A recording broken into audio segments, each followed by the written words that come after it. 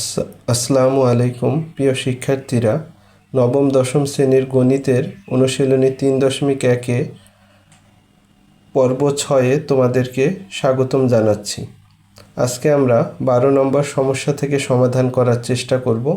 দেখো, 12 নম্বর সমস্যায় দেওয়া আছে x = 3, y = 4 এবং z = 5 হলে 9x² + 16y² + 4z² - 24xy - 16yz + 12zx = কত, মানে এটার মান চাওয়া হয়েছে।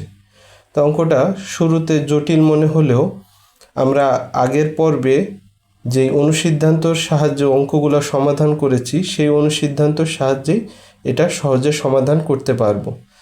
সেই অনুসিদ্ধান্তটা কি তোমাদের অবশ্যই মনে আছে। অনুসিদ্ধান্তটি হচ্ছে a + b + c² = a² + b² + c² + 2ab + 2bc + 2ca।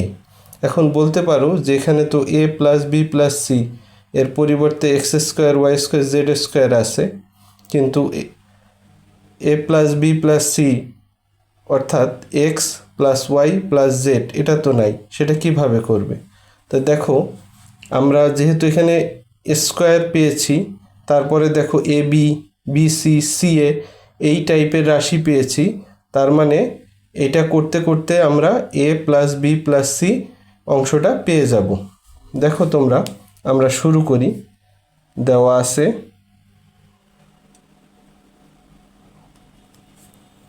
x = 3, y = 4 এবং z = 5। এখন এই রাশিটার তো মান নির্ণয় করতে বলা হয়েছে, তাই এটা হচ্ছে কি প্রদত্ত রাশি। আমরা লিখে নিলাম।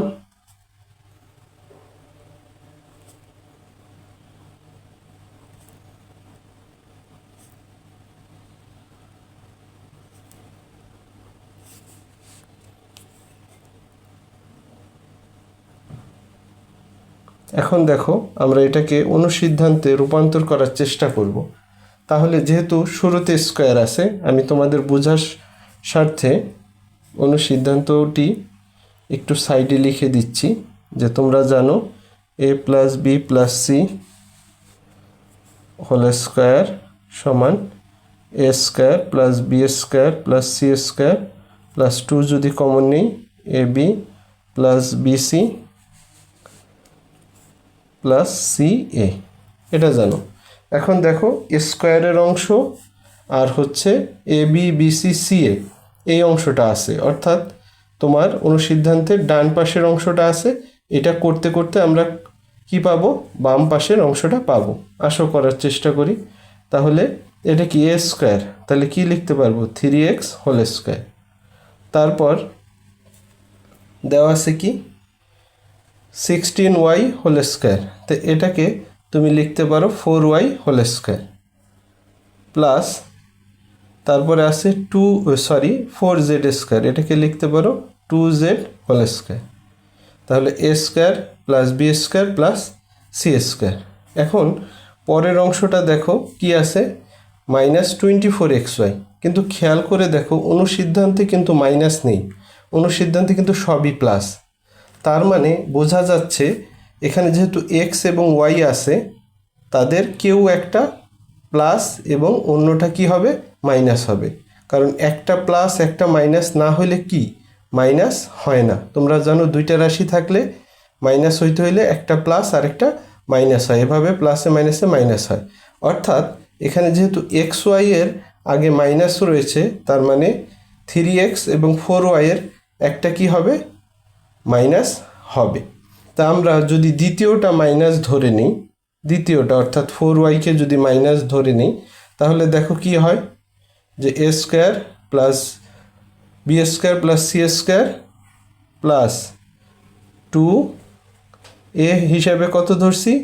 3x, আর b হিসাবে ধরছি হলো -4y। এখন দেখো, এটার গুণফলের সাথে কিন্তু এটা মিলে যায়। কিভাবে? দেখো, 3 × 2 = 6, 4 × 6 কত? 24, আর এই প্লাসে মাইনাসে মাইনাস।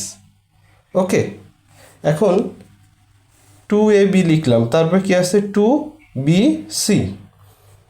তাহলে সূত্রে 2 দিলাম, তারপরে বি কত আছে -4y, 2b, তারপর কত সি। এখন সি কত ধরা আছে আমাদের, সি আছে 2z, 2z। দেখি এখন মিলল কিনা এই অংশের সাথে। দেখো এই প্লাসে মাইনাসে মাইনাস, 4 দুগুণে 8, 8 দুগুণে 16 আর yz, দেখো মিলে গেছে। এখন একইভাবে আমরা শেষের অংশটি অর্থাৎ 12z কিসের মাধ্যমে বানাবো, 2ca। তাহলে প্লাস 2c কত 2z আর এ কত 3x, গুণ করে দেখি 3 দুগুণে 6, 6 দুগুণে 12zx। দেখো 12zx বা 12zx মিলে গেছে। এই অংশটায় যারা এখনও কনফিউজড আছো তাদেরকে বলবো, দেখো এখানে -24xy বানাতে হবে, অর্থাৎ গুণ করে 24 হবে এবং তার সাথে কি থাকবে, মাইনাস থাকবে। এখন এখানে যদি সবগুলাই প্লাস হয় তাহলে 2ab এটাকে যদি প্লাস ধরি তাহলে গুণফল মিলবে ঠিকই, কিন্তু চিহ্ন মিলবে না। দেখো 3 দুগুণে 6, 4 6 24 x আর y হবে। দেখেন কি আছে -24xy, তাই মাইনাস হতে হলে দুইটা রাশি যেহেতু একটাকে অবশ্যই মাইনাস হতে হবে, সেই জন্য বিকে আমরা মাইনাস ধরছি। আর বিকে মাইনাস ধরাতে আমাদের বাকি সবগুলা মিলে গেছে। ওকে, তাহলে দেখো সূত্রটা হলো কি a square plus b square plus c square plus 2ab plus 2bc plus 2ca। এটা মানে হচ্ছে কি a plus B plus C whole square. Okay, কারণ এটা সমান আমরা কি জানি, a plus B plus C whole square. এখন দেখো 3x লিখলাম, যেহেতু ফার্স্ট ব্র্যাকেট ইউজ করছি তাই সেকেন্ড ব্র্যাকেট দিলাম, আর প্লাসে মাইনাসে কি হয় মাইনাস। ওকে, প্লাস 2z, আর যেহেতু ফার্স্ট ব্র্যাকেটের কাজ হয়ে গেছে এখন সেকেন্ড ব্র্যাকেটের পরিবর্তে ফার্স্ট ব্র্যাকেট দিতে পারবো। এখন তার কোনো কাজ নেই, তাই আমরা যেই মান পেয়েছিলাম, অর্থাৎ এখানে আমরা পেয়েছিলাম প্রশ্নে এক্স ওয়াই এবং জেডের মান, সেটা বসাই দিব। 3 এক্সের মান কত 3 মাইনাস 4 ইন্টু ওয়াইয়ের মান হচ্ছে 4 প্লাস 2 ইন্টু জেডের মান হচ্ছে 5। তোমরা ইন্টু বা গুণ যে কোনো কিছুই দিতে পারো, সাইডে লিখে দিবা মান বসিয়ে। এখন 3 ইন্টু 3 9 মাইনাস 16 প্লাস 2 ইন্টু 5 কত হয় 10, অর্থাৎ আমরা গুণ করে যে গুণফল পাবো সেটা বসাই দিব। এখন 10 আর 9 প্লাস করলে হয় 19 আর মাইনাস আছে 16 হোল স্কোয়ার। তাহলে 19 থেকে 16 গেলে থাকে 3 এই হোল স্কোয়ার, আর 3 হোল স্কোয়ার মানে যে 9, তোমরা সেটা জানো। আশা করি অঙ্কটা সবাই বুঝতে পেরেছ। প্রিয় শিক্ষার্থীরা, 13 নম্বর সমস্যাটি হচ্ছে a plus 2b 3a plus 2c কে দুইটি বর্গের বিয়োগফল রূপে প্রকাশ করো। অর্থাৎ এখানে দেখো দুইটা রাশি দেওয়া আছে, এটা একটা রাশি, এটা একটা রাশি। এই দুইটাকে দুইটি বর্গের বিয়োগফল রূপে প্রকাশ করতে বলা হয়েছে। তাহলে কি দুইটি বর্গের বিয়োগফল মানে কয়টা বর্গ থাকবে, দুইটা বর্গ, এবং তাদের কি হবে যোগফল না বিয়োগফল, অবশ্যই বিয়োগফল। অর্থাৎ দেখো যদি একটু রাফ করি, এই যে একটা বর্গ লিখলাম, এই যে একটা বর্গ লিখলাম, মাঝখানে দিলাম বিয়োগ, এইটা কি দুইটি বর্গের বিয়োগফল। তাই মনে রাখবা এরকম দুইটি বর্গের বিয়োগফল বললে তোমাকে এবির সূত্র অনুযায়ী অঙ্ক করতে হবে। কি বললাম, দুইটি বর্গের বিয়োগফল রূপে প্রকাশ করতে হলে তোমাকে অবশ্যই এবির সূত্রে অঙ্কটি করতে হবে, কারণ এবির সূত্রের মধ্যে দুইটি বর্গের বিয়োগফল রয়েছে। তো এই জন্য তুমি এখন এবির সূত্র কিভাবে পাবা, একটু খেয়াল করে দেখো। এখানে যেহেতু দুইটি রাশি আছে, প্রথমটাকে তুমি এক্স ধরে নিতে পারো, দ্বিতীয়টাকে ওয়াই। আমরা এ বি ধরতেছি না এই কারণে, কারণ এই অঙ্কের মধ্যেই এ বি রয়েছে, তাই এ বি বাদে তুমি P Q M N X Y ইত্যাদি ধরতে পারো। তাহলে ধরি A plus 2b equal to X আর 3a plus 2c equal to Y. তাহলে এটা মনে মনে এ, এটা হচ্ছে বি। তাহলে সুতরাং প্রদত্ত রাশিমালা, তাহলে রাশিমালাটা কি দাঁড়ায়, এটাকে কি ধরেছো এক্স, তো এটার পরিবর্তে লিখবা এক্স। প্রদত্ত রাশিমালা বলতে যে রাশিমালাটা প্রশ্নে দেওয়া আছে, তো প্রশ্নে এই অংশটা কি দেওয়া আছে এ প্লাস টু বি, সেটা ধরছো এক্স, তাই এক্স বসাবা। আর পরের রাশিকে ধরছো ওয়াই, তাই পরের রাশির পরিবর্তে বসাবা ওয়াই, বসালাম। এখন বসানোর পর এটা যদি এ এর এটাকে যদি বি মনে করো তাহলে কি এ বি সূত্রে যায় না? তো এ বি সূত্রটা কি আমরা একটু যদি উপরে রাফ লিখি, যে এ বি সমান তোমরা জানো A plus B by two whole square minus A minus B by two whole square. দেখো দুইটা বর্গের বিয়োগফল।